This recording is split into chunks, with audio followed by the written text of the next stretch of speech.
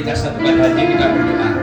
Bapa surgawi, di hadapan kami ada anak-anak-Mu yang mau datang kepada Tuhan, mau menerima tuntunan dan didikan Tuhan. Sebelumnya hamba-Mu berdoa untuk anak-anak kami. Kau berkati anak ini Tuhan. Apapun yang menjadi keperluan, Tuhan cukupkan. Jadikan mereka bertumbuh dengan baik, selalu sehat, dan anak ini akan terus ada di dalam perencanaan Tuhan. Kami berdoa memberkati mereka Tuhan. Masa depan mereka kami serahkan di dalam tangan Tuhan. Tuhan memberkati mereka, Tuhan jadikan mereka anak-anak yang terus punya hikmat, punya kepandaian yang daripada Tuhan. Kami serahkan sekali lagi Tuhan. Dan kami mau deklarasikan di hadapan Tuhan, di hadapan jemaat Tuhan, bahwa tidak ada satupun dari anak-anak kami yang terhilang dari Tuhan. Mereka akan terus menjadi anak-anak-Mu. Mereka akan terus menjadi anak-anak yang bahkan takut akan Tuhan. Kami serahkan semua dalam tangan-Mu. Dalam nama Tuhan Yesus kami sudah berdoa. Haleluya. Amin. Sampai akhir di hidupku, bukan tetap menyembah-Mu, melayani-Mu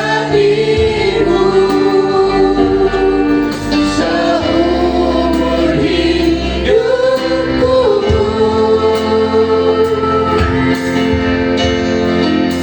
Sampai ku menutup mata, ku takkan mengasihi-Mu. Biar Kau dapati ku hamba-Mu yang setia. Sebelum saya berdoa, saya berharap anak sekolah minggu sudah turun ke bawah. Tapi Bapak Ibu, mari kita berikan kepercayaan kepada guru-guru sekolah minggu untuk mendidik mereka. Jadi Bapak Ibu yang ada di bawah mungkin bisa naik ke atas, ya, bisa diinfokan kepada bawah. Terima kasih Bapak. Pagi hari ini kami bersyukur kepada Tuhan. Kami masih boleh memberikan pujian penyembahan kepada Tuhan. Kami masih boleh masuk di dalam hadirat Tuhan, menikmati hadirat Tuhan. Dan kami boleh kalau sebentar juga menikmati perjamuan kudus bersama dengan Tuhan. Oleh sebab itu sekali lagi kami bersyukur Tuhan. Kami berterima kasih. Biarlah pagi hari ini kami semakin didewasakan oleh Tuhan. Kami boleh semakin mengerti, mengenal, bahkan kami melakukan kebenaran firman Tuhan. Kami percaya setiap telinga yang mendengar pagi hari ini akan mendengar dengan sungguh-sungguh. Kami berdoa untuk setiap kuasa-kuasa yang bukan daripada Tuhan, yang berusaha menghambat, yang berusaha menolak, bahkan berusaha mencuri kebenaran firman Tuhan. Kami satukan hati, kami juga tolak, hancurkan di dalam nama Yesus. Berbicara buat kami Bapa, jadikan hati kami sebagai hati yang subur seperti tanah yang siap ditanami dengan kebenaran firman-Mu. Terima kasih Bapa. Kami berdoa sekali lagi, urapi kami, urapi hamba-Mu, urapi firman-Mu. Kami semua mendengar, kami semua mengerti, dan Kau pakai hamba-Mu ini sehingga apapun yang sudah Tuhan taruh dalam hati hamba-Mu boleh kami sampaikan dengan baik, boleh kami sampaikan dengan dapat dimengerti oleh setiap kami. Dan biarlah nama Tuhan dipermuliakan di dalam nama Bapa, Putra, dan Roh Kudus, di dalam nama Tuhan Yesus. Yang percaya urapi Tuhan sama-sama katakan amin, amin, amin, amin. Silakan duduk Bapak Ibu. Luar biasa ya, Bapak Ibu diberkati dengan pujian penyembahan. Ya, luar biasa ya. Saya percaya kita yang diberkati hari ini bukan tambah loyo karena habis melompat-lompat terus kita loyo, enggak ya. Justru kita mau semangat karena kita mau mendengar firman Tuhan. Bapak Ibu, pagi hari ini saya mau berbicara tentang sesuatu yang penting Bapak Ibu ya. Jadi saya minta sekali lagi yang tidak ada kepentingan, gak usah turun ke bawah. Kita mau konsentrasi sungguh-sungguh, yang mau ke belakang sebentar dan cepat-cepat naik lagi ke atas. Karena ada sesuatu yang penting yang saya mau bicarakan kepada Bapak Ibu, itu yang Tuhan taruh di dalam hati saya. Dan saya berharap Bapak Ibu bisa konsentrasi ya. HP yang nggak penting nggak usah diinikan ya, nggak usah ngomong-ngomong dengan sesama juga. saya mau kita bisa mengerti, yaitu hari ini saya mau berbicara tentang perjamuan kudus. Jadi saya nggak mau Bapak Ibu gagal paham soal perjamuan kudus. Saya mau buka semua melalui ilham Roh Kudus supaya kita bisa mengerti tentang perjamuan kudus. Karena saya nggak mau perjamuan kudus itu cuma rutinitas biasa yang kita lakukan di akhir bulan, perjamuan kudus, setelah itu ya wes gitu saja. Saya tidak mau, tapi saya mau kita semakin mengerti, kita didewasakan, kita paham betul arti daripada perjamuan kudus. Karena ini penting, sekali lagi saya mau katakan kepada Bapak Ibu, ya, karena ini tentang perjamuan kudus ini menjadi sesuatu yang sangat penting buat setiap kita orang-orang percaya. Percuma kita melakukan perjamuan kudus kalau kita nggak ngerti apa sih perjamuan kudus itu. Makanya kita mau belajar pada pagi hari ini, ya. Kita mulai dulu perjamuan kudus. Kita lihat di dalam 1 Korintus 10 ayat yang ke-16. Demikian firman Tuhan. Bukankah cawan pengucapan syukur yang atasnya kita ucapkan syukur adalah persekutuan dengan darah Kristus? Bukankah roti yang kita pecah-pecahkan adalah persekutuan dengan tubuh Kristus? Nah, Bapak Ibu, yang pertama yang saya mau katakan, perjamuan kudus adalah sakramen. Ini kita ketahui bersama, ya. Saya berharap Bapak Ibu bisa konsentrasi, bisa mendengarkan. Perjamuan kudus adalah sakramen yang harus dilakukan oleh orang yang percaya kepada Kristus. Ini poin yang pertama dulu. Perjamuan kudus adalah sakramen bagi orang percaya, yaitu saudara dan saya, yang percaya kepada siapa? Tuhan Yesus Kristus. Perjamuan kudus itu bukan sekedar kegiatan biasa. Sekali lagi saya mau katakan, perjamuan kudus ini bukan sekedar kegiatan biasa yang menjadi rutinitas, yang menjadi kebiasaan buat kita. Bukan Bapak Ibu, ya. Saya mau perjamuan kudus ini karena berbicara soal perjamuan kudus kepada Bapak Ibu dengan tuntunan Tuhan. Saya mau menjelaskan lebih komplit lagi, ya, supaya kita mengerti makna yang terkandung di dalam perjamuan kudus. Supaya saya berharap Bapak Ibu semakin mengerti dan mantap gitu loh, ya. Mantap, semakin mantap di dalam melakukan sakramen perjamuan kudus ini dan semakin diberkati. Jadi bukan sekedar rutinitas biasa yang harus kita kerjakan. Pak Yabes yang pakai jas bukan sekedar pakai jas gitu loh, saudara. Atau Pak Mito yang pakai jas bukan sekedar pakai jas. Tapi benar-benar kita ini mau ngerti lebih dalam tentang perjamuan kudus. Nah, ini saya katakan sakramen. Itu ada meja perjamuan, ada nampan, ada roti, ada cawan, ada anggur, ada kain putih yang dibawa di bawah, di atas meja ini, dan ada pelayan perjamuan. Saya mau kita semua mengerti, Bapak Ibu. Yang pertama, sekali lagi saya mau katakan sakramen. Apa sih sakramen itu? Sakramen adalah satu kegiatan yang suci. Sakramen ini adalah satu kegiatan yang kudus yang kita lakukan, dan itu Tuhan sendiri yang inginkan, Tuhan sendiri yang perintahkan di dalam kehidupan kita. Ya, sekali lagi, ya. Sakramen ini adalah satu kegiatan yang suci, yang kudus, liturgi yang kudus, liturgi yang suci, yang Tuhan sendiri ingin kita lakukan di dalam setiap kehidupan kita. Ya, harus ada iman di dalam ketika kita melakukan sakramen perjamuan kudus. Harus ada iman, karena iman kalau kita biarkan dan tanpa tindakan, yaitu tindakannya adalah melakukan perjamuan kudus, maka iman itu sia-sia. Maka saya katakan, tindakan iman ini harus kita lakukan dengan sungguh-sungguh. Amin, ya. Nah, sekarang yang pertama, ini meja perjamuan. Saudara lihat, ini yang pertama, ada kain putih di atas meja. Ada beberapa unsur yang ada makna rohani dari setiap peralatan yang ada di dalam sakramen perjamuan kudus. Ya, ada beberapa unsur. Yang pertama saya mau kupas dulu meja perjamuan. Ini namanya meja perjamuan. Ya, saya berharap meja ini nanti kita bisa lebih perbaiki lagi ya. Saya sudah ngomong sama Pak Petrus. Ini meja perjamuan. Kan ini meja perjamuan. Meja perjamuan adalah meja tempat pertemuan antara siapa saudara? Antara manusia dan manusia. Ini meja perjamuan. Ada pertemuan antara saudara dan saya. Ini meja pertemuan. Ada meja perjamuan, ada pertemuan antara manusia dengan manusia, dan ada manusia dengan manusia dengan Tuhan. Ya, saya kasih tahu ya. Meja perjamuan ini adalah meja tempat pertemuan antara manusia dengan manusia dengan Tuhan. Ini meja perjamuan. Nah, di dalam meja perjamuan ini Tuhan ingin menyatakan kasih-Nya buat kita sebetulnya.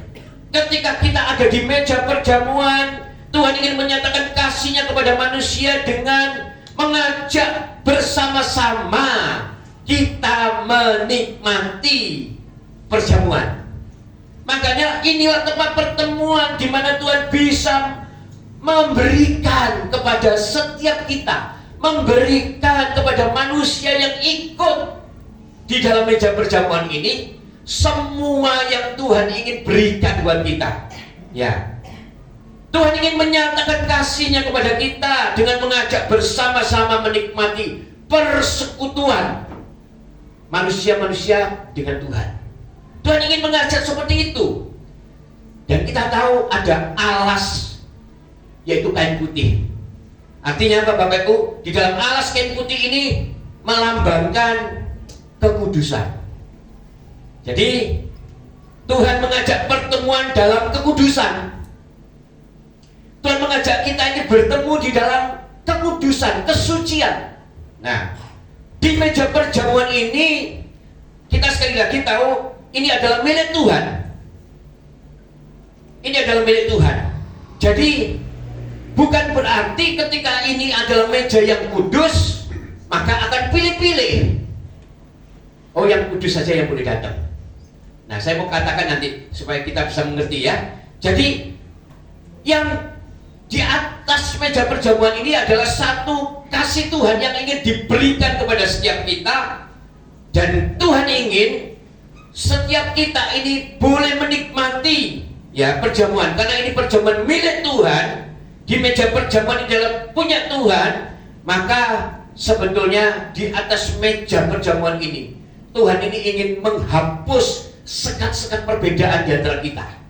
Tuhan mau ngajak kita di dalam meja ini bersama-sama tanpa memandang kasta.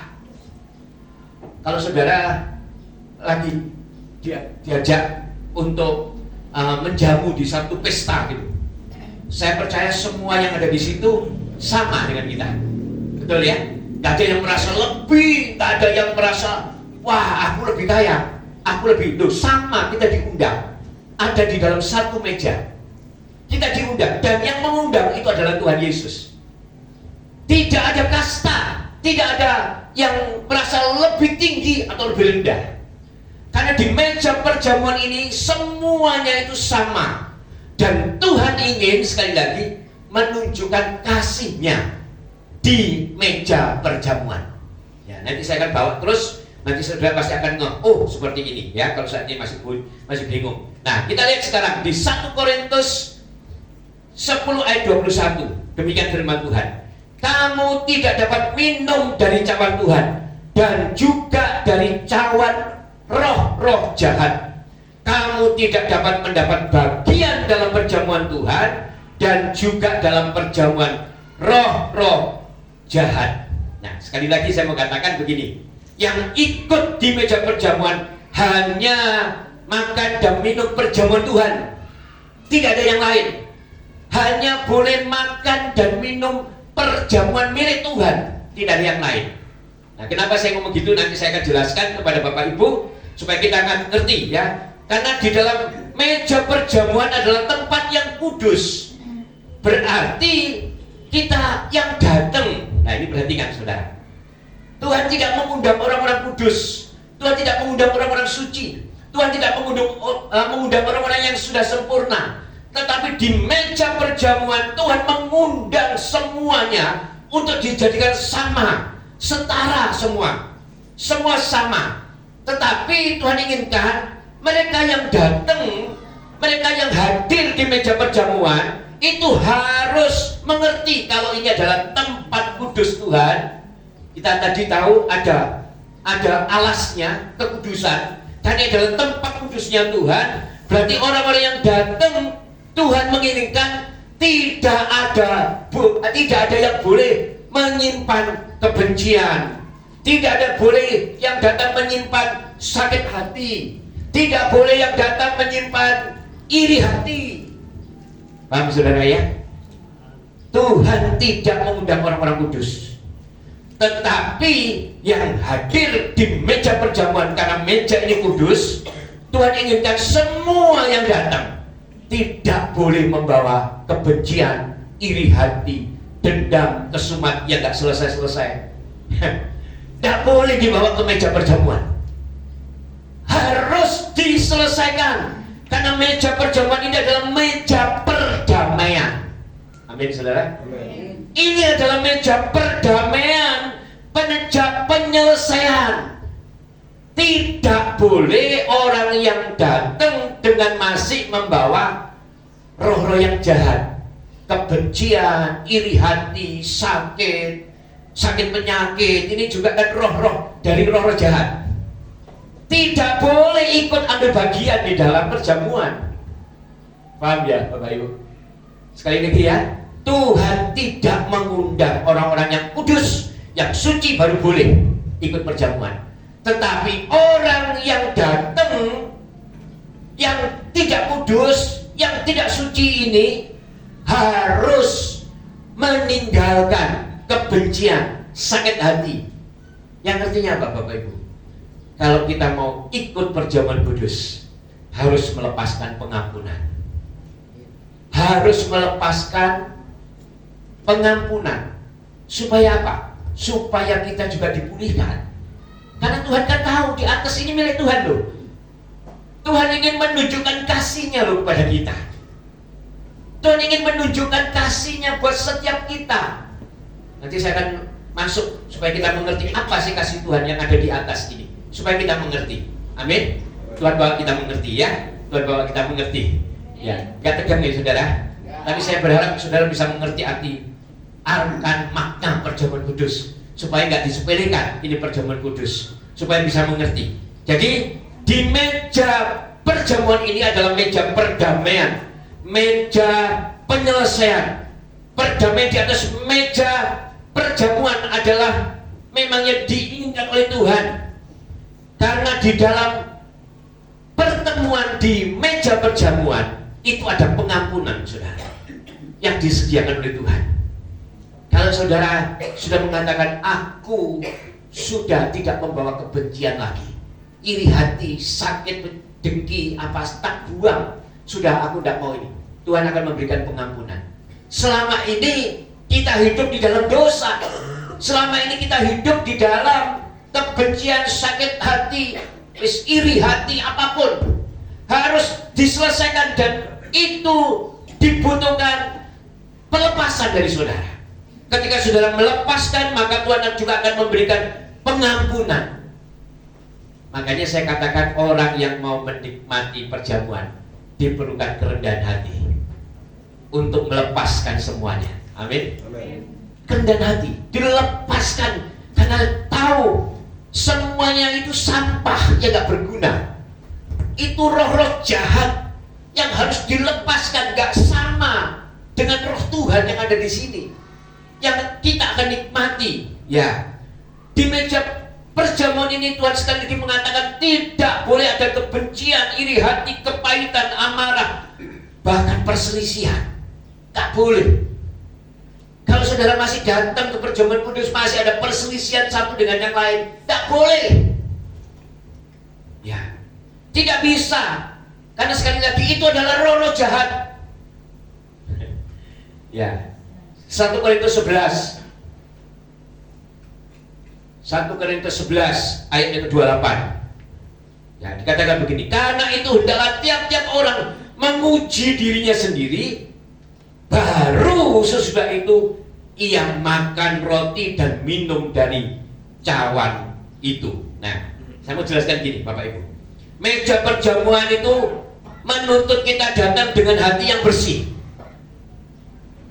Kalau saudara datang dengan tidak hati yang bersih, saudara tidak akan mengalami kasih Tuhan. Makanya meja perjamuan ini membutuhkan kita datang dengan hati yang bersih. Bukan berarti sekali lagi hanya orang-orang yang suci, orang-orang yang kudus baru boleh duduk dalam meja perjamuan. Tidak, saudara. Tidak. Justru meja perjamuan bukan untuk mereka yang sempurna. Tetapi sekali lagi saudara perhatikan, meja perjamuan itu buat mereka yang mau bertobat. Jadi kalau saudara mau datang ke meja perjamuan, pastikan hati, pikiran saudara, aku mau bertobat. Kadang orang mau bertobat kan angel saudara ya. Wis nganyel ke, gak mungkin aku iso ngampuni. Kus sudahlah sampai 7 turunan gak akan tak ampuni itu kesalahannya. Itu orang sudah berbuat salah sampai dalam hatiku, sampai tembus, bahkan sampai ke tulang-tulang, sampai mati tak akan aku ampuni. Ini saya mau katakan saudara, yang rugi sebenarnya siapa? Rugi sendiri. Sing menyakiti kita baik-baik saja, sing disakiti gak mari-mari sampai 7 turunan. Saya berharap saudara turunan ke-8. Jadi sudah selesai sakit penyakit. Ini hal yang gak produktif saudara, gak produktif, gak produktif. Dan ini adalah hal yang menyiksa. Makanya meja perjamuan buat mereka yang mau bertobat dan disucikan. Oleh sebab itu kan sering saya katakan ya, sebelum kita nikmati perjamuan kudus, ayo Bapak Ibu yang diingatkan Tuhan, sering ya saya ngomong gitu, selesaikan di hadapan Tuhan. Diingatkan, orang sing bawa cekno kita ini moro-moro muncul di gini pikiran kita. Wah, orang itu tergantung respon saudara. Kalau responnya tambah, kurang ajar, ini perusak, ini kurang ajar banget, ini harus saya sikat, saya habisi, saya pokoknya hal yang pokoknya harus menderitalah orang itu. Tapi semakin kalau kita lihat dia, terus kita ganti, aduh Tuhan bantu aku untuk melupakan, untuk mengasihi dia, bantu aku Tuhan untuk mengampuni dia, itu Tuhan akan bantu. Amen. Itu Tuhan akan bantu saudara. Tapi kalau dasarnya saudara ngomong wes gak wes pokok pantek orang gak akan ngampuni dia, gak akan wes nehi wes nehi, aku gak mau bersentuhan sama sekali. Ya gak apa-apa kalau gak mau berhubungan, tapi saudara harus ampuni. Saudara gak apa-apa, gak usah wes gak sok biyen kemana-mana gerentengan. Saiki kok gak ngono, ya gak apa-apa, gak usah kemana-mana gerentengan. Tetapi saudara harus ngampuni. Itu ya. Itu yang harus dilakukan di meja perjamuan. Kalau sampai mati orang gak iso aku ngampuni, saudara sendiri yang mati. Kenapa? Jelas loh. Orang yang tidak bisa mengampuni itu berarti manut dengan roh-roh jahat. Roh-roh jahat tempatnya di mana saudara? Neraka. Ya. Saya mohon maaf dengan tegas ngomong saudara. Kalau saudara bisa mengampuni, sudahlah, tertutup apa yang menjadi kasih Tuhan buat saudara. Saudara di sini mau mengampuni. Wis masih orang di tempat ini sing bawa cina saudara, ampuni aku Tuhan, tak ampuni. Plong-plong hatimu. Plong-plong hatimu, sungguh. Ya. Apa menelek bojo atau suami sing saudara gak bisa ampuni. Wah, tangi turu, tangi bangun tidur yang dilihat bojone. Ya kan? Sulit saudara. Itu saudara tidak akan bisa menikmati kasih Tuhan. Kasih di atas meja perjamuan ini, saudara tidak akan bisa nikmati. Ya, sungguh saudara. Maka nih, berbahagialah orang yang sudah mendapatkan semua yang sudah ditetapkan. Bersyukur kepada Tuhan. Itulah yang diberikan kepada Tuhan buat kita. Ya, puji Tuhan. Jadi sekali lagi, saya mau katakan begini. Apakah kita sudah datang dengan melepaskan pengampunan? Apakah kita sudah datang dengan melepaskan sakit hati, dengan penuh kerendahan hati? Kalau sudah datang dengan posisi yang demikian, ya, dengan pengampunan, dengan kesabaran, maka saudara pasti akan mendapatkan berkat-berkat perjamuan kudus. Amin. Seringkali orang itu tidak bisa mendapatkan berkat perjamuan kudus. Perjamuan kudus cuma rutinitas biasa. Kenapa? Ya itu tadi loh, masih dibawa. Paham ya saudara? Kebencian itu loh masih dibawa. Kadang-kadang kan gitu saudara ya. Apalagi kalau kita kumpul dengan keluarga gitu. Itu biasanya rumah tangga kalau kumpul dengan keluarga itu kadang-kadang bisa terjadi gesekan-gesekan. Dan kadang-kadang apa yang diomongkan ini bisa sampai nancep terus loh saudara, gak hilang-hilang. Makanya saya pernah ngomong, omongannya mertua, omongannya orang tua kita yang ikut dengan kita, mungkin bisa lebih kita ingat daripada firman Tuhan. Biar ngomongin ngono lho Pak, biar aku Pak tancep. Waduh. Wah ya Tuhan, ampun deh. Hilangkan dalam nama Yesus saudara. Ingat tuh firman wae, ojo ingat no firmane mertua, firmane orang tuamu. Ingat tuh firman Tuhan. Amin. Amin saudara. Amin ya. Apa meneh kon nginget tuh firmane dari temenmu. Wah biar adik banget ngomongan pedes. Deling-deling terus firman Tuhan. Ayo coba kita lihat firman Tuhan, satu ayat saja kamu sebutkan. Lali Pak. Tapi omongannya orang wapal banget. Nah ini sudah saudara. Ini harus hilangkan di dalam nama Yesus ya. Kita lihat sekarang Matius 26 ayat 29. Ini berkata begini. Akan tetapi aku berkata kepadamu, mulai dari sekarang aku tidak akan minum lagi hasil pokok anggur ini sampai pada hari aku meminumnya, yaitu yang baru bersama-sama dengan kamu dalam kerajaan Bapakku. Nah, di atas meja perjamuan akan ada perjamuan kudus yang diinginkan Tuhan untuk setiap kita, agar kita ini mengenang apa? Pengorbanan Yesus di atas kayu salib, mengenang pengorbanan Kristus di atas kayu salib. Tetapi sesungguhnya bukan cuma itu. Perjamuan kudus ini juga mengingatkan kita akan masa depan. Perjamuan kudus ini mengingatkan kita kelak akan bersama-sama seperti saat ini kita menikmati perjamuan dengan Tuhan. Kita akan menikmati perjamuan ini dengan Tuhan kelak di keabadian. Makanya ini juga bukan cuma sekedar untuk saat ini saudara, tetapi juga ini mengingatkan kita untuk kita bisa mengenang bagaimana kita kelak akan ada pengharapan bersama dengan Kristus, makan bersama-sama dalam satu meja, dalam sukacita yang luar biasa. Ini loh perjamuan kudus. Paham ya saudara? Sampai di sini dulu saudara bisa ngerti tentang perjamuan kudus, tentang meja. Nah, yang pertama, yang selanjutnya, yang kedua, ini tentang roti perjamuan. Nah, roti perjamuan.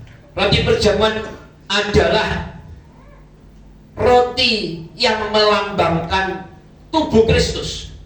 Roti yang melambangkan tubuh Kristus yang sudah dipecah-pecah untuk saudara dan saya. Mengingat karya kayu salib, di mana Kristus sebelum di atas kayu salib dihantam habis-habisan dengan cambuk, dihantam habis-habisan, pukulan-pukulan dari cambuk itu sampai membuat dagingnya ini terkelupas. Kalau saudara lihat film ya Passion, ya luar biasa itu.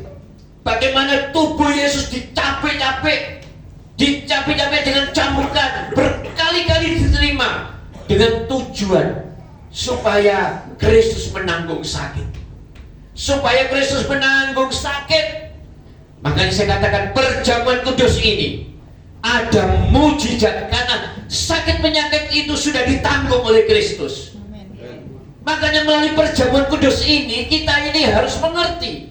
Kita mengingat bahwa tubuh Kristus sudah tercapek-capek untuk menanggung segala sakit penyakit daripada saudara. Ditanggung di situ. Ada bilur-bilurnya yang menyembuhkan di perjamuan kudus. Melalui perjamuan kudus engkau akan disembuhkan.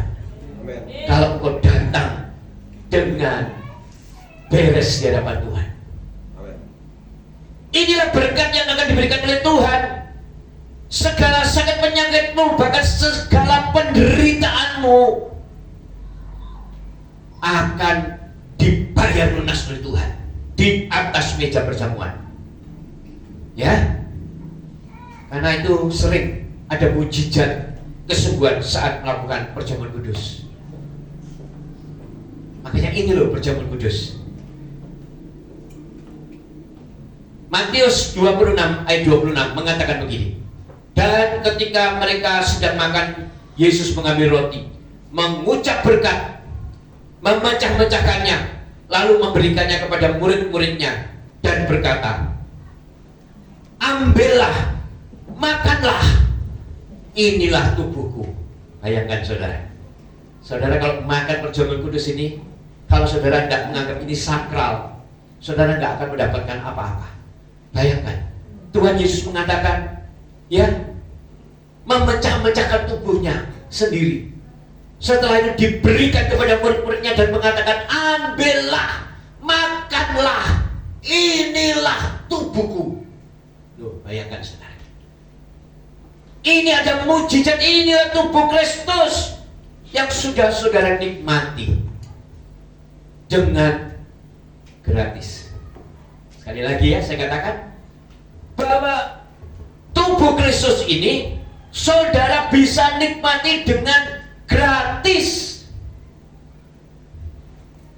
Makanya kalau kita datang seringkali kalau gratis, jadi tidak sungguh-sungguh, menyepelekan. Padahal kalau kita mengerti dan kita sadar bagaimana luar biasanya perjamuan kudus, pasti kita nggak menyepelekan.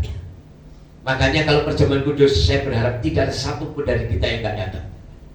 Benar-benar saudara, ini harus mengerti kita. Ya. Saya jelaskan lagi tentang roti. Yohanes 6 ayat 35. Kata Yesus kepada mereka, akulah roti hidup. Barang siapa datang kepadaku, ia tidak akan lapar lagi. Dan barang siapa percaya kepadaku, ia tidak akan haus lagi. Nah, saudara, roti perjamuan kudus ini adalah bukti kasih Tuhan, melambangkan tentang tubuh Kristus sebagai apa, saudara? Sumber kehidupan. Ayat ini jelas ya. Sebagai sumber hidup. Ini yang disediakan untuk saudara merupakan sumber hidup. Sumber hidup apa? Sumber hidup kekal, saudara. Ini loh yang disediakan buat saudara dan saya sekarang nikmati. Ada roti hidup yang merupakan sumber hidup kekal yang harus kita nikmati, yang bisa mengenyangkan kita, yang bisa memuaskan kita. Yang artinya apa, saudara? Di atas meja perjamuan ini ada sumber pengharapan, sumber kekuatan, sumber hidup kita, sumber kekekalan, sumber kedamaian. Makanya lagu-lagu itu sebetulnya bukan sekedar lagu-lagu, saudara. Kita harus imani, kita harus menyanyikan dengan sungguh-sungguh. Karena di lagu itu sebetulnya ada mengandung makna yang luar biasa. Makanya saya nggak mau ya, saya selalu wanti dengan Departemen Praise and Worship. Saya nggak mau lagu dunia dikasih lirik rohani terus dinyanyikan. Ya, itu saya nggak mau. Kenapa? Karena irama itu harus dari Tuhan. Orang yang menciptakan lagu itu pasti dapat dari Tuhan. Nadanya dari Tuhan, liriknya dari Tuhan. Jangan sampai saudara menyanyikan lagu yang nadanya dari dunia, liriknya dari Tuhan. Kan nyambung, saudara. Ya, contohnya kayak Gusti Yesus kok dibanding-banding ke, waduh bingung saya. Lagu lain aja banyak wes, saudara. Banyak lagu yang diurapi. Banyak lagu yang diurapi. Makanya saya ngomong, jangan pakai lagu dunia yang liriknya ini. Karena apa? Karena di situ tidak ada roh Tuhan. di situ tidak ada hadirat Tuhan. Makanya kita harus mengerti, roti hidup ini adalah sumber pengharapan, roti perjamuan kudus. Jadi saya mau Bapak Ibu sekarang bisa mengerti bagaimana dahsyatnya perjamuan kudus. Kita nggak mau macam-macam lagi. Nah, kita lihat lagi pengertian tentang roti. Yohanes 1 Korintus 10 ayat 17. Nah, ini tadi kita ucapkan lagi ya saudara. Kita lihat lagi. Karena roti adalah satu, maka kita sekalipun banyak adalah satu tubuh. Karena kita semua mendapat bagian dalam roti yang satu itu. Makanya di meja ini, mau tidak mau, suka tidak suka, kita harus bersatu. Di meja perjamuan ini, mau nggak mau, suka tidak suka, orang-orang bencet no megel nih, wes orang yang wes karuan, ayo datang, nggak apa-apa, semua kumpul di sini. Tetapi satu hal, kalau engkau datang, engkau mau melepaskan semua yang membuat kamu itu tidak layak, maka kau akan diberkati. Tapi kalau kau datang masih punya sifat yang sama, masih jadi orang yang becek, masih jadi orang yang suka ngomong orang gak karu-karuan, ya saudara gak akan dapat apa-apa. Di atas meja ini semuanya beres, karena rotinya adalah satu kesatuan. Roti ini ternyata mempunyai makna juga sebagai pemersatu yang mempersatukan di dalam Kristus. Ketika kita makan bersama-sama dalam meja perjamuan, itu kita satu saudara. Karena yang dimakan sama tubuh Kristus, yang diminum sama darah Yesus. Itu satu. Makanya roti perjamuan ini menegaskan kita sudah menjadi satu tubuh di dalam Kristus. Tidak ada perpecahan. Amin saudara. Tidak ada perpecahan. Sudah dipersatukan dalam satu kasih, satu iman, satu pengharapan. Sudah menjadi satu. Jadi sekali lagi, ketika kita sudah bersama-sama makan roti perjamuan yang sama, yaitu tubuh Kristus, kita minum yang sama, yaitu darah Yesus, kita tidak terpecah-pecah lagi. Saudara, kalau sudah perhatikan, lihat firman Tuhan itu iya dan amin. Dia ada keterkaitan dengan yang lainnya. Bukan karena makna roti saja, tapi makna tubuh Kristus pun sudah dijelaskan kalau kita ini tidak bisa terpecah-pecah. Kita ini satu tubuh. Ada yang jadi tangan, ada yang jadi kaki. Kepala tetap Kristus.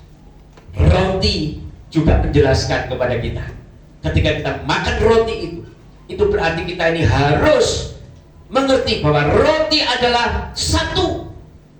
Maka kita sekalipun banyak, kita adalah satu tubuh. Amin. Satu tubuh, tidak bisa terpecah-pecahkan lagi. Satu tubuh. Ini tentang roti, saudara. Nah, sekarang saya mau berjalan ke ini, saudara. Bisa lihat ya. Ini nampan roti perjamuan. Ini nampan roti perjamuan ini melambangkan pelayanan kasih dan juga bisa katakan pelayanan pemulihan yang dilakukan oleh pelayan perjamuan kudus. Saya mau katakan begini saudara, pelayan perjamuan kudus harus menjadi pelayan di dalam melayani dengan hati, dengan pikiran yang mengasihi. Karena kita ini adalah nampan saudara, kita ini adalah nampan yang membawa kasih Tuhan, yang membawa berkat Tuhan. Makanya kita yang menjadi pelayan harus menjadi pelayan yang penuh kasih. Oleh sebab itu saya katakan di dalam Markus 10 ayat 45 ini mengatakan begini, karena anak manusia juga datang bukan untuk dilayani, melainkan untuk melayani dan untuk memberikan nyawanya menjadi tebusan bagi banyak orang. Nah, sekali lagi, berbicara soal pelayanan, berbicara soal pelayanan, berbicara soal pelayan Tuhan. Saya katakan seperti nampan yang membawa kasih dan pemulihan. Isinya tubuh Kristus, darah Yesus yang diperas semua menjadi satu. Apa? Kasih. Tubuh Yesus, darah Yesus yang saudara bawa di atas nampan itu diperas jadi satu, cuma satu. kasih. Makanya pelayan perjamuan kudus harus benar-benar melayani dengan kasih. Harus sama dengan isi yang kita bawa. Betul ya? Tidak boleh kita melayani wis masih punya kedongkolan dengan orang. No, kok tak layani. Ingat loh ya, perjamuan kudus ini sakral. Sakral, sampai sakralnya kadang ada denominasi yang kalau perjamuan kudus merasakan harus mengalami ini dulu banyak. Gak ada aturan di Alkitab. Saya selalu melakukan segala sesuatu di tempat ini. Saya akan menjadikan Alkitab sebagai acuan.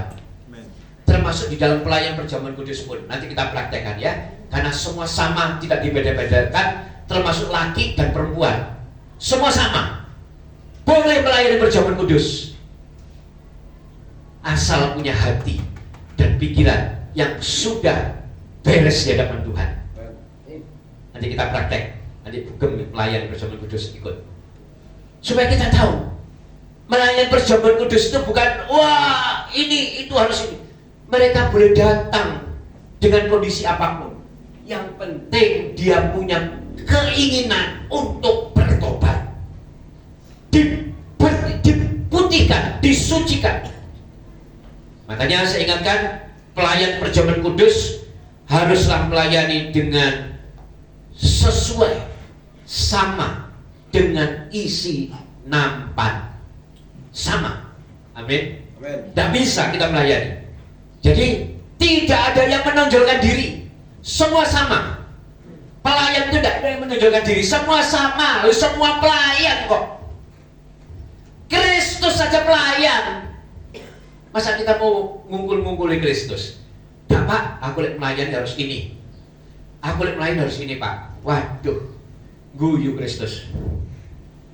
Guyu saudara, kalau pelayan itu ada gap-gapnya, ada grade-grade-nya. Semua sama saudara. Semua sama. Inilah pelayanan. Tidak ada yang menonjol, tidak ada yang menonjolkan diri juga. Semua sama. Semua sama. Ya. Oleh sebab itu pelayan Tuhan, saya ingatkan di 1 Korintus 14:40. Tetapi segala sesuatu harus berlangsung dengan sopan dan teratur.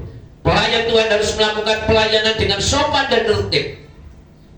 Pelayan Tuhan yang melayani sesama dengan tulus dan penuh hormat, itu sebetulnya menunjukkan bagaimana dia bersikap sama dengan isi nampan. Makanya di dalam ibadah kita perlu dan kita mau seluruh pelayan perjamuan kudus melayani dengan tulus, dengan sungguh-sungguh dan beres dengan Tuhan. Nah, sekarang kita melihat di dalam anggur perjamuan yang 3. Ya, tadi kan unsurnya ada meja, ada roti, ada anggur.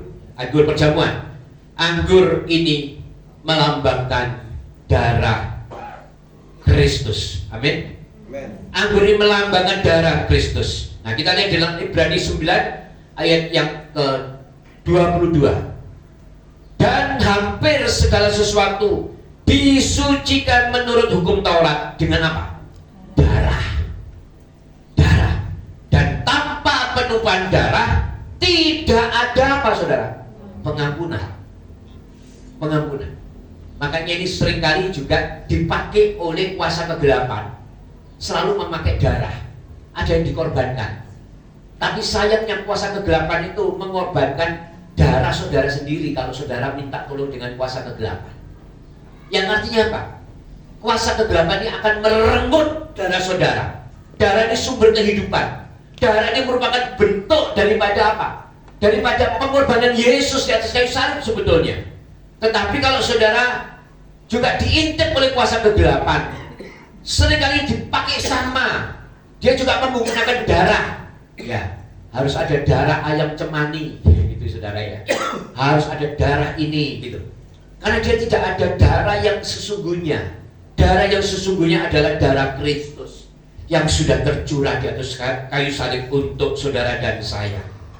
Oleh sebab itu, anggur perjamuan ini melambangkan darah Yesus yang sudah tercurah di atas kayu salib untuk menebus, mengampuni memulihkan. Tanpa penumpahan darah tidak ada pengampunan. Jelas itu sudah. Makanya Yesus harus menumpahkan darahnya. Artinya melalui darah Kristus, melalui darah Yesus kita menerima pengampunan dosa. Melalui darah Yesus kita diperdamaikan dengan Allah. Ini yang penting, saudara. Makanya nggak ada didapat di kepercayaan lain. Sampai ada kepercayaan harus menoreh-noreh tubuhnya, keluar darah, berharap mendapatkan hidup kekal. Makanya kita bersyukur ya sama Tuhan, ada darah yang sudah disiapkan untuk kita menjadi penebusan dosa. Tinggal kita mau terima atau tidak. Tinggal kita mau terima atau tidak. Kalau saudara menerima dengan sekedar, ya sudah. Tapi kalau saudara sungguh-sungguh, saudara akan mendapatkan berkat yang luar biasa. Nah, saya mulai lihat lagi juga tentang darah daripada Lukas 22 ayat 20. Demikian juga dibuatnya dengan cawan sesudah makan. Ia berkata, cawan ini adalah perjanjian baru oleh darahku yang ditumpahkan bagi kamu. Darah Yesus menjadi meterai yang baru antara Allah dengan manusia. Saudara sudah dimeteraikan, selamat. Kalau saudara ikut percaya Yesus, sudah dimeteraikan. Jadi ingat saudara, betapa pentingnya kita melakukan perjamuan kudus. Ada meterai di situ saudara, yang harus saudara bisa tahu. Ada lagi yang harus saudara mengerti, ini adalah cawan pengucapan syukur. Ini adalah cawan pengucapan syukur. Kalau cawan kita kecil ya, kalau cawan kita kecil. Kalau dulu sebetulnya perjamuan kudus itu cawannya seperti ini. Saudara lihat ini seperti apa? Piala. Yang artinya apa saudara? Yang artinya ketika kita minum cawan ini, ya, kalau saudara sering lihat pertandingan piala, ini diberikan kepada siapa? Pemenang. Bawa piala. Kemenangan. Yang artinya apa saudara? Perjamuan kudus ini juga kemenangan buat saudara. Perjamuan kudus ini kemenangan. Saudara dimenangkan melalui cawan yang saudara angkat tinggi-tinggi sebagai piala. Ada kemenangan di situ, di mana saudara bertanding di dunia ini dengan ngos-ngosan, bertanding dengan luas, gak mungkin saudara menang. Tapi karena saudara mau ikut ambil bagian dalam meja perjamuan, saudara dimenangkan dan saudara bisa ngangkat itu piala kemenangan. Saudara angkat, di mana ini adalah merupakan bentuk kemenangan daripada saudara. Perjanjian Lama mengatakan juga, aku akan mengangkat piala keselamatan dan akan menyerukan nama Tuhan. Berarti sesungguhnya cawan yang saudara angkat ketika perjamuan kudus, saya kan sering ya, ayo kita angkat cawan perjamuan kudus. Itu ternyata juga melambangkan saudara sedang mengangkat piala keselamatan. Aku sudah ditebus oleh darah Yesus. Diangkat sudah. Aku sudah ditebus, sudah dipulihkan, sudah menjadi manusia baru. Ini patut dirayakan. Makanya Tuhan katakan, perbuatlah setiap kali untuk mengingat akan aku. Itu Tuhan mengatakan perjamuan kudus. Makanya kita harus ngerti, kita mengangkat sebagai pengakuan dan ucapan syukur atas keselamatan yang diberikan Tuhan atas hidup kita. Kita angkat perjamuan kudus. Ya, anggur ini kita angkat. Ya, itu artinya kita ini mendeklarasikan bahwa memang kita menang atas maut. Kita sudah ditebus, kita sudah diselamatkan, dan kita merayakan kemenangan. Amin saudara. Sekali lagi, persekutuan dengan darah Kristus itu penting. Kita lihat dari 1 Korintus 10 ayat 16. Bukankah cawan pengucapan syukur yang atasnya kita ucapkan syukur adalah persekutuan dengan darah Kristus? Ini adalah perjamuan kudus. Ada deklarasi mengingatkan bagaimana kita sudah merdeka, terbebas dari segala kutuk-kutuk dosa. Saya sudah kasih tahu pada saudara ya, nanti suatu saat akan saya ulangi lagi. Apa itu dosa? Ternyata dosa itu ada kutuknya saudara. Makanya orang yang biasa main kuasa kegelapan, itu bermain-main dengan dosa, itu akan ada di dalam kutuk. Kutuk ini harus saudara putuskan. Saudara harus putuskan kutuk ini dengan cara apa? Percaya Yesus. Mau diundang masuk dalam perjamuan. Diputuskan. Kutuk-kutuk dosa itu kutuk-kutuk yang harus dipatahkan, saudara. Karena kuasa kegelapan yang saudara pernah lakukan itu berbahaya bukan cuma untuk saudara, tetapi buat siapa? Anak keturunan saudara. Ingat dulu ya, saya sudah ingatkan. Berkat diturunkan dari atas ke bawah. Makanya Abraham dikatakan, diberkatilah engkau sampai ke anak cucu. Ini berkat yang diturunkan kepada Abraham. Juga dikatakan Daud, ya, ketika Salomo berbuat dosa, Tuhan katakan apa? Aku melihat bapakmu Daud, aku tidak akan menghukum engkau. Melihat bapakmu Daud. Artinya apa, saudara? Berkat ini diturunkan, tetapi ingat, kutuk juga diturunkan. Kutuk ini turunkan, berbahaya, saudara. Saudara menganggap sekarang, wah, gak mau kok Pak, aku hidup dalam kutuk, saya tidak masalah kok. Tenang dah, sungguh dah. Karena kalau kamu hidup di luar kutuk, kamu lebih enak lagi. Sudah punya uang banyak, sudah punya segala sesuatu tersedia, sudah punya teman banyak. Kita mau terbebas dari kutuk. Gak mau kita hidup dalam kutuk. Ngapain? Kita harus terbebas karena kita tahu persekutuan dengan darah Kristus. Ada cawan pengucapan syukur, artinya kita terbebas dari kutuk dosa. Hidup kita bukan milik kita lagi, tetapi Kristus yang ada di dalam hidup kita. Amin. Ini yang harus kita mengerti.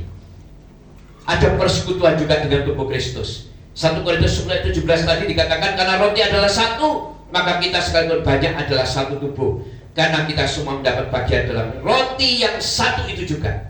Jadi sekali lagi, roti ini juga merupakan bagian yang penting, sebab itu adalah tubuh Kristus. Nah, sekarang makna perjamuan kudus. Ini sudah habis sudah. 1 Korintus 11 ayat 26 mengatakan gini. Sebab setiap kali kamu makan roti ini dan minum cawan ini, kamu memberitakan kematian Tuhan sampai Ia datang. Jadi ketika saudara bersama-sama menikmati tubuh dan darah Yesus, maka di sini ada makna perjamuan kudus yang harus saudara ngerti. Ini memberitakan, menceritakan, mengingat akan pengorbanan Yesus di atas kayu salib. Buat siapa, saudara? Buat saudara dan saya. Yang artinya apa? Saudara jangan dituduh terus. Gak mungkin deh kamu itu bertobat, gak mungkin deh kamu itu terima keselamatan. Ini kan tuduhan-tuduhan, saudara. Kalau saudara sudah yakin aku sudah diselamatkan, yakin aku sudah ditebus, yakin aku sudah menerima kehidupan kekal kelak, ya sudah, itu yang sudah ditangkap. Jangan ada lagi ya, saudara, benar. Jangan ada merasa berdosa. Aduh Pak, gak mungkin aku diampuni dosaku Pak. Gak mungkin aku Pak. Gak mungkin Pak, aku bejat, soro, rusak dan lain sebagainya. Jangan, saudara. Itu adalah intimidasi daripada iblis. Darah Kristus itu di atas segala-galanya. Dia ini adalah, darah ini adalah darah yang mahal, bukan emas dan perak, nggak ada artinya, tetapi ini darah yang mahal. Makanya saudara, kalau sudah bertobat, jangan mau diintimidasi lagi, ya. Jangan mau lagi diintimidasi. Aku masih belum Pak, belum suci Pak, aku harus seperti ini, aku jangan. Sudah selesai di atas kayu salib. Tuhan sudah mengampuni engkau. Kamu mau minta bagaimana lagi? Sudah diampuni. Jadi makna perjamuan kudus sekali lagi adalah persekutuan dengan Kristus, yang artinya kita sudah memperoleh yang baik daripada Tuhan. Nah, ini sekarang saya mau sampaikan kepada saudara. Ini di 1 Korintus 11 ayat 27. Ini sering kali orang salah paham. Ini sering kali orang gagal paham, ya. Saudara perhatikan di dalam 1 Korintus 11 ayat 27. Jadi barang siapa dengan cara yang tidak layak, nah, saudara, nanti saya akan jelaskan, makan roti atau minum cawan Tuhan, yang berdosa terhadap tubuh dan darah Kristus. Makanya seringkali ini dibuat pelintiran yang menyesatkan, saudara. Saudara menganggap orang yang dimaksud ini adalah melakukan perjamuan kudus itu, tetapi tidak percaya akan perjamuan kudus, gitu loh saudara. Bukan berarti yang kita merasa nggak layak, aku nggak bisa, aku nggak boleh, belum waktunya aku ikut perjamuan kudus. Bukan saudara, perjamuan kudus untuk semua. Bahkan ada yang ngomong perjamuan kudus gak boleh untuk anak-anak. Saya kasih tahu kepada saudara gini, anak-anak apa tidak punya hak juga untuk menikmati keselamatan dari Tuhan? Anak-anak apa tidak punya hak juga menerima kesembuhan dari Tuhan? Semua sama saudara. Makanya saudara jangan ragu kalau ada anak-anak, mungkin ada bawa anak kecil, seringkali kan mengatakan, oh, gak boleh, perjamuan kudus harus dengan layak. Anak ini masih belum mengerti. Loh, memang, tapi ingat loh, iman orang tuanya itu yang menyelamatkan dia. Iman kita yang percaya pada Yesus, mereka masih belum mengerti. Mungkin ketika kita ngadain perjamuan kudus, anak yang masih bayi, bolehlah kita celupkan tangan kita kasihkan ke bibir dia. Dengan iman kita, kamu menikmati tubuh Yesus. Bolehlah ketika makan roti sedikit dijualkan, kasihkan kamu menikmati tubuh Yesus. Yang artinya apa? Iman kita yakin anak kita pun menerima berkat yang sama. Amin. Makanya sudah katakan kalau ada bayi yang meninggal, itu gimana dia belum percaya Yesus? Saya mau katakan tergantung iman daripada orang tuanya. Imanmu itu loh yang akan menyelamatkan. Ya, jadi ini kita gak ada keraguan lagi. Asal, nah kalau masih kecil masih belum tahu, ajari. Anak kecil ajari, gak apa-apa. Diajar gini loh ya caranya perjamuan kudus. Dia akan mengingat, oh begitu perjamuan kudus. Dia mengingat. Karena ini kan yang diinginkan Tuhan. Bukan berarti, wah gak bisa, dia harus perjamuan, dia harus lahir baru dulu. Gak ada ayatnya untuk saya lihat. Tunjukkan kepada saya ayatnya. Saya pernah dulu juga berpikiran seperti itu, tapi ketika Tuhan bukakan perjamuan kudus, tidak sesulit seperti yang saudara pikirkan. Kalau Tuhan nyuruh kita itu gak akan sulit, saudara. Ini kan yang diingin dengan Tuhan. Dia gak akan sulit. Semua boleh, asal semua dengan sungguh-sungguh.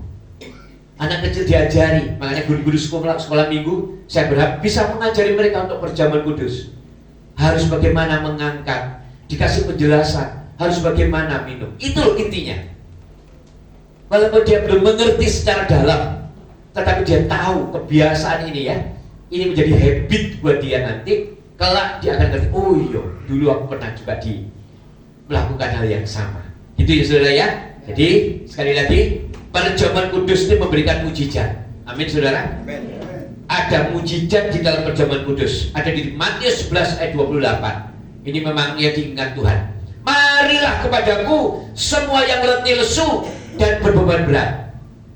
Banyak utang juga beban berat. Mari kepada Tuhan. Sakit penyakit juga beban berat. Mari kepada Tuhan. Ya kan? Banyak persoalan juga beban berat. Mari kepada Tuhan. Aku akan memberikan kelegaan kepadamu. Nah, perjamuan kudus itu memberikan mujizat, bukan berarti secara sihir, saudara. Jangan dianggap ini dukun, saudara. Jangan. Karena dukun itu akan meminta yang lebih dari saudara, nyawa saudara. Tetapi kalau Tuhan itu memberikan nyawa, memberikan kehidupan kekal buat saudara. Beda nggak saudara? Beda.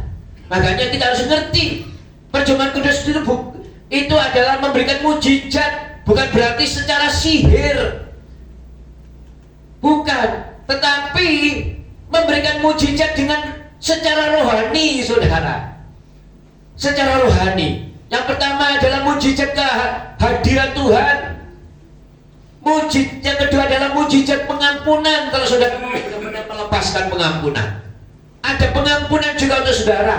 Tuhan kan ngomong ya, kamu akan diampuni dosamu kalau engkau juga mengampuni orang yang berdosa kepadamu. Ada mujizat pengampunan, ada mujizat persatuan tubuh Kristus. Betul ya, tadi sudah dijelaskan. juga ada mujizat kehidupan akan datang, kehidupan kekal. Ini di perjamuan kudus. Makanya Tuhan kita ini luar biasa, luar biasa. Saya dulu tidak mengerti saudara, saya sekedar baca firman. Saya satu perguruan dengan Mbak Nina ini juga di DB. Saya baca ini nggak dapat apa-apa, cuma ini kita dapat. Belajar terus. Ternyata Tuhan bukakan ketika saya benar-benar belajar, saya minta tuntunan Roh Kudus, dibukakan semua sama Tuhan. Dan ini yang saya sampaikan hari ini kepada saudara. Jadi tidak ada yang sia-sia apa yang dikatakan dan diinginkan Tuhan untuk kita lakukan. Tidak ada yang sia-sia.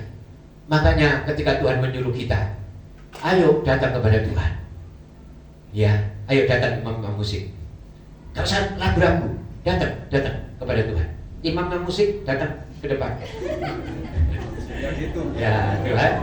Jadi saya mau setiap kita bisa mengerti ya saudara ya, bahwa ternyata saudara hari ini bersyukur kepada Tuhan, sudah diberitahu tentang perjamuan kudus. Saya berharap saudara nggak gagal paham lagi. Amin. Nggak gagal paham ya. Amin. Ini saya rekam, saya akan upload nanti di YouTube. Saudara bisa pelajari lagi. Ini makna perjamuan kudus, supaya saudara banyak terima mujizat Tuhan, banyak terima pemulihan Tuhan. Dan kalau sudah dipulihkan, yowes jangan menyakiti hati orang lagi. Amin. Kalau sudah dipulihkan Tuhan, sudah diampuni Tuhan, yo jangan berbuat dosa lagi. Tuhan nanti kalau saudara bolak-balik berbuat dosa, ya tetap diterima, tapi masih ada kesempatan lagi nggak saudara? Sampai kadang-kadang ada orang ngomong, wes gak apa-apa aku dosa meneh, toh nanti diampuni lagi Tuhan. Pasti diampuni, tapi ingat masih ada kesempatan nggak? Boleh pas kita pegang botol, tahu ya saudara, orang-orang mati, selesai saudara, lagi pegang botol. Atau mungkin lagi di tempatnya nggak bener, lagi pegang kartu, orang-orang leksep, nggak ada kesempatan lagi, mau saudara? Pasti diampuni, tapi kita mau spekulasi seperti itu. Enggak, saya nggak mengajarkan kepada jemaat di tempat ini. Harus selalu siap sedia, harus selalu berjaga-jaga. Makanya perjamuan kudus harus kita nikmati. Bawa semua sakit hatimu, taruh, bawa semua dendamu, taruh di bawah kaki Yesus. Datanglah dengan hati yang tulus di perjamuan kudus, maka saya yakin saudara akan diberkati Tuhan. Saudara akan menjadi pribadi yang semakin diberkati. Enak hidup saudara, akan mengalami banyak mujizat daripada Tuhan. Kita tundukkan kepala. Terima kasih Tuhan.